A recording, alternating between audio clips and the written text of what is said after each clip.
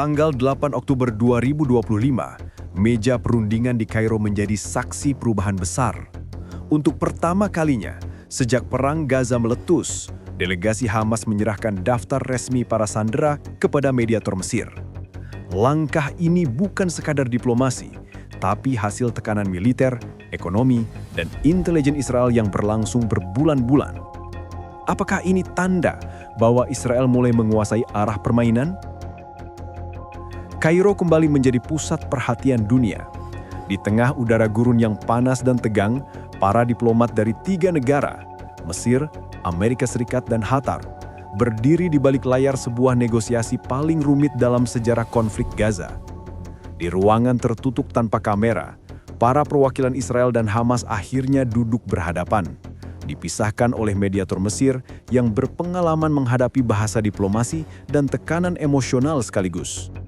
Negosiasi ini bukan sekadar pembicaraan biasa. Setiap kata, setiap jeda, bisa berarti hidup atau mati bagi para sandera yang hingga kini belum diketahui nasibnya. Bagi Israel, daftar sandera itu adalah bukti nyata kekuatan tekanan mereka. Bagi Hamas, dokumen itu adalah taruhan terakhir untuk mempertahankan citra di hadapan dunia Arab. Di luar gedung perundingan, media internasional hanya mendapat potongan informasi. Tidak ada pernyataan resmi, tidak ada gambar. Namun intelijen regional melaporkan, suasana di dalam ruangan berubah drastis setelah mediator Mesir menyerahkan dokumen tebal berisi nama sandera. Beberapa di antaranya warga negara asing, faktor yang membuat tekanan diplomatik terhadap Hamas semakin besar. Sementara itu, perwakilan Israel tetap menjaga ekspresi datar. Mereka tahu, di balik sikap diam itu, keberhasilan hari ini adalah hasil dari berbulan-bulan tekanan politik, blokade ekonomi, dan operasi intelijen yang nyaris tanpa henti. Mesir hanya menjadi panggung. Naskah sebenarnya sudah lama ditulis di Tel Aviv. Kairo menjadi saksi bahwa dalam dunia diplomasi, kemenangan tidak selalu diumumkan dengan sorak-sorai, kadang hanya dengan selembar nama yang diserahkan dalam diam. Sejak awal, Israel tak pernah mengandalkan diplomasi kosong. Tekanan yang mereka bangun terhadap Hamas dirancang sistematis, berlapis, dan terukur. Intelijen Watch Barat menamainya multi-front leverage, tekanan dari segala arah, militer, ekonomi, politik, hingga psikologis. Setiap langkah disusun dengan presisi, seperti operasi militer tanpa suara tembakan. Langkah pertama dimulai dari blokade ketat jalur Gaza. Setiap jalur suplai, bahan bakar, pangan, hingga bantuan medis berada di bawah pengawasan penuh otoritas Israel. Dalam hitungan minggu, efeknya terasa. Harga kebutuhan pokok melonjak, listrik hanya menyala beberapa jam, dan jaringan komunikasi kerap terputus. Situasi ini menciptakan tekanan sosial ekonomi yang menekan struktur Hamas dari dalam, membuat sebagian warganya mulai mempertanyakan arah perjuangan kelompok itu. Langkah kedua ialah tekanan politik global. Israel memanfaatkan kedekatannya dengan Washington dan Brussels untuk membangun opini internasional yang memojokkan Hamas. Narasinya sederhana, tapi efektif. Hamas menahan sandera, dan dunia menuntut pembebasan. Serangkaian resolusi, konferensi, dan pernyataan resmi disusun untuk menciptakan isolasi politik. Di ruang sidang PBB, delegasi Israel jarang berteriak. Mereka cukup menunjukkan fakta dan biarkan opini dunia bekerja. Namun kekuatan terbesar justru datang dari medan yang tak terlihat, yaitu intelijen.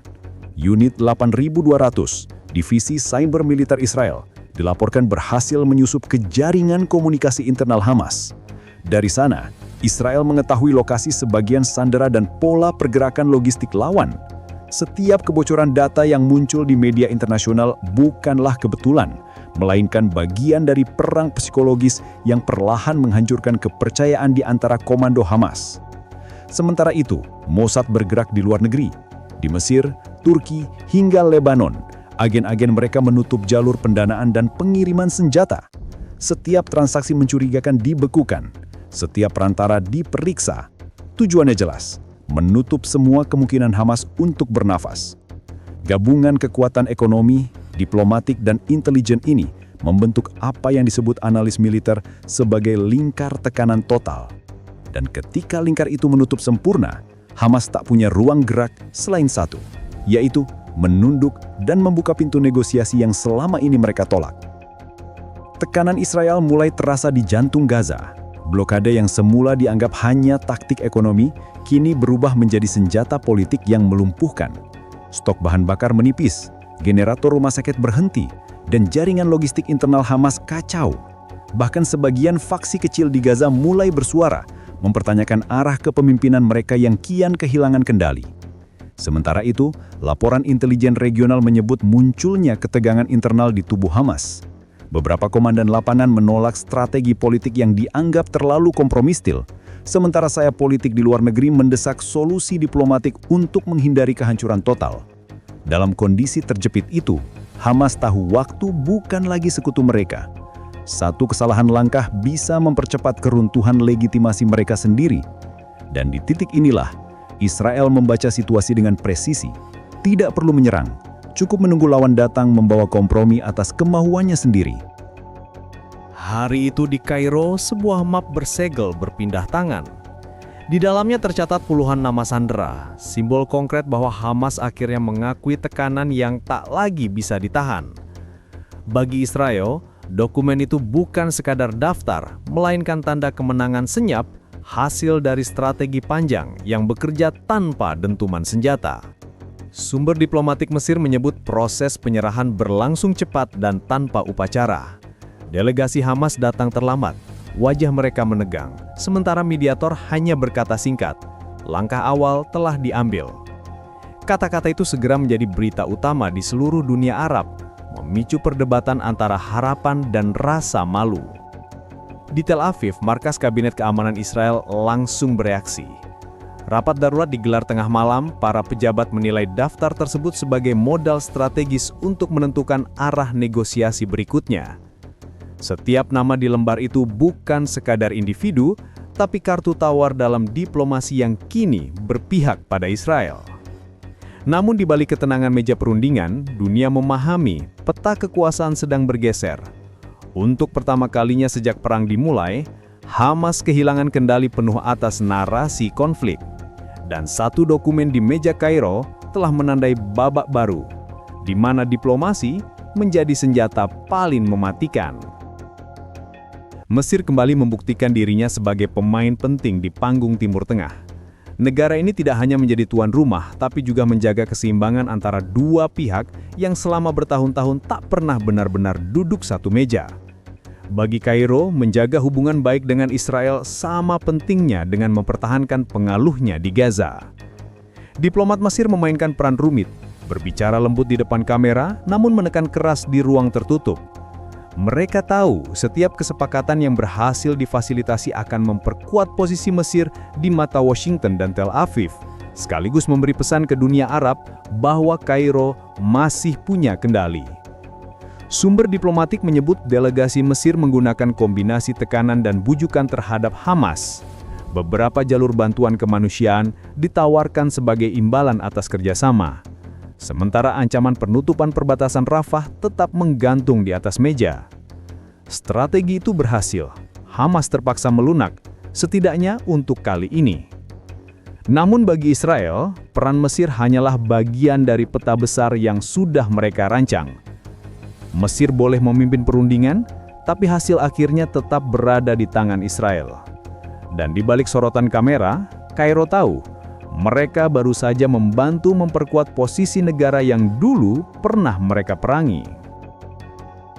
Dengan daftar sandera kini di tangan mereka, Israel tidak terburu-buru mengambil langkah berikutnya. Mereka tahu dalam diplomasi seperti ini, waktu adalah senjata. Setiap jeda, setiap penundaan, memberi ruang untuk membaca reaksi lawan dan menyesuaikan langkah berikutnya. Di Tel Aviv, situasi ini disebut sebagai kontrol tempo. Seni mengatur permainan agar lawan selalu berada di posisi bertahan. Intelijen Israel segera menganalisis daftar tersebut, asal-usul para sandera, lokasi penahanan hingga kemungkinan nilai tukar dalam negosiasi selanjutnya. Di sisi lain, Kementerian Luar Negeri mengatur strategi komunikasi publik yang hati-hati. Tidak terlalu euforia, tapi cukup untuk menunjukkan bahwa Israel kini memegang kendali. Pakar strategi militer menyebut keberhasilan ini bukan hanya kemenangan diplomatik, tapi juga puncak dari perang tekanan yang dirancang sejak bulan-bulan awal konflik. Israel berhasil menundukkan Hamas tanpa invasi darat besar-besaran. Kemenangan dalam diam, tapi dengan efek psikologis yang menghantam keras. Dan kini, dengan kartu sandera di tangan mereka, Israel punya posisi tawar yang belum pernah mereka miliki sebelumnya. Menentukan kapan, di mana, dan bagaimana babak berikutnya akan dimainkan. Penyerahan daftar sandera di Kairo menandai titik balik yang jarang terjadi dalam sejarah panjang konflik Israel-Palestina. Namun di balik senyum diplomatik dan jabat tangan formal, semua pihak paham, ini belum akhir, hanya jeda dalam badai. Bagi Israel, langkah ini adalah fondasi baru untuk menata ulang peta pengaruh di kawasan dan mengukuhkan posisi mereka di panggung global. Sementara bagi Hamas, momen ini menjadi nafas terakhir sebelum tekanan berikutnya datang menghantam lebih keras. Para analis menyebut peristiwa ini sebagai gencatan diplomasi, jeda yang tidak lahir dari kesepakatan damai, melainkan dari kelelahan strategi dan kalkulasi ulang kekuatan. Mesir terus memainkan peran penengah menjaga pintu komunikasi tetap terbuka, sementara Washington memastikan skenario tetap berpihak pada Israel. Gaza mungkin tenang malam ini, tapi ketenangan itu rapuh, seperti api kecil yang menunggu hembusan angin. Kini dunia menanti langkah berikutnya. Apakah Israel akan menggunakan momentum ini untuk membangun jalur damai permanen atau memperkuat cengkeramannya atas musuh lamanya? Yang pasti, satu dokumen di meja Kairo telah mengubah arah sejarah dan pena kini berada di tangan Israel.